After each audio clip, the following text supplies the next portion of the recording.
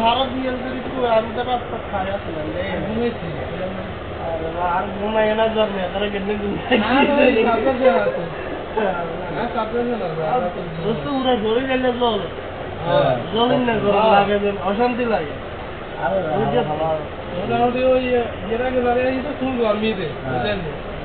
ফুল গরমিতে আছে দেখতে মোটামুটি সাবধান থাকেন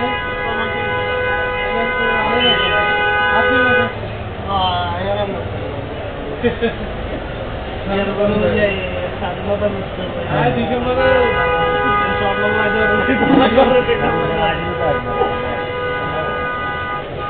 তবে আগে এয়ারপোর্টে মানে নিয়ম শৃঙ্খলা ছিল নিয়ম শৃঙ্খলা ছিল ভিতরে কিন্তু এখন মানে ওরকম নিয়ম শৃঙ্খলাটা নাই যার মতো দেশ হবে এরকম মানুষে শাসন করতে হলে একটু না একটু বড় হওয়া লাগে এটাই স্বাভাবিক সমস্যা না এটা স্বাভাবিক না গরম না হলে আমি তো মেনটেন বাংলাদেশে করোনা বিস্তার বেশি হয়েছে একমাত্র প্রবাসী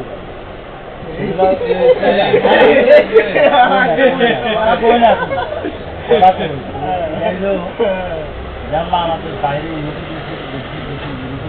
করোনা ধরা দিচ্ছে ক্রমাগত মানুষ ঢাকায় ছিল তখনকার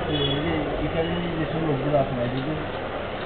তখনকার ওখানে সবচেয়ে বেশি আছে ইটালি ভয়াবহ অবস্থা তখন বাংলাদেশ এয়ারপোর্টে ট্র্যাকিংয়ের একটা ব্যবস্থা কিন্তু এই ইটালি লোকগুলো মেন ছিল সুন্দর আচরণ করি কি অবস্থা করি হেতারা করোনা টেস্টের রিপোর্ট আবার আগাদি হেতারা ব্যাগ আমি তো তুমি করি বার গেছি ধীরে কি অবস্থা হয়েছে ভয়াবহ কিছু বাংলাদেশ আসলে করোনা বলতে মানুষকে আতঙ্ক সৃষ্টি করে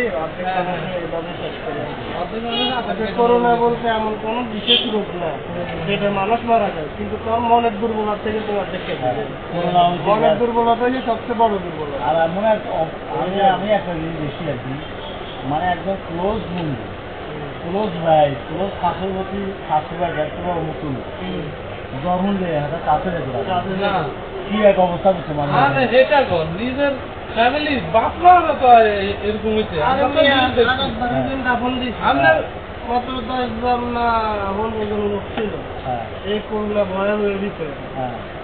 দাফন দিছিল মানে যদি সাধারণভাবে যদি দাফন হতো কমসে কম 300 মানুষের নিয়ে সব সৌদি চলে যেত সব আজবাদি চলে যেত এখন কি হয়েছে করোনার ভিতরে মারার কারণে অনেকে ভয়ে আসে নাই অনেকে হয়তো সমস্যার কারণে আসে নাই এরকম হয়েছিল করোনার ভিতরে মেয়ে কত লাশ বাইরে ছিল দুর্বল হয়তো আসলে আর করোনা এমন একটা জিনিস না আমি দেখি আমি আছি